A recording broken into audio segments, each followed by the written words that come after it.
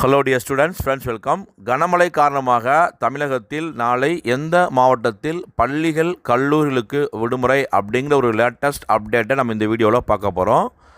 விழுப்புரம் மாவட்டத்தில் நாளை பள்ளி கல்லூரிகளுக்கு விடுமுறை அறிவிக்கப்பட்டுள்ளது. மழை பாதிப்பு காரணமாக அனைத்து பள்ளி கல்லூரிகளுக்கும் விடுமுறை அறிவித்து ஆட்சியர் உத்தரவிட்டிருக்கிறார். அண்மை செய்தியாக பார்க்கிறோம். பெஞ்சல் புயல் காரணமாக விழுப்புரம் மாவட்டத்தில் அதி கனமழை பெய்திருந்தது.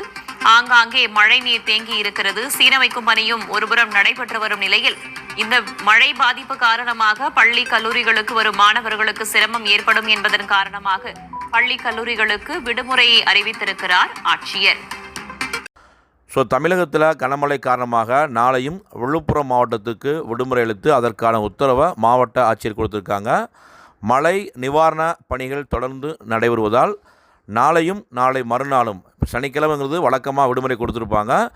விழுப்புரம் மாவட்டத்தில் இன்னும் 3 நாளைக்கு தொடர்ச்சியாக விடுமுறை கொடுத்து வரக்கூடிய திங்கட்கிழமை பள்ளிகள் கல்லூரிகள் மீண்டும் திறக்கப்படுகிறது. கனமழை காரணமாக விழுப்புரம் மாவட்டத்தில் நாளை பள்ளிகளுக்கும் கல்லூரிகளுக்கும் விடுமுறை அளிக்கப்பட்டிருக்கு.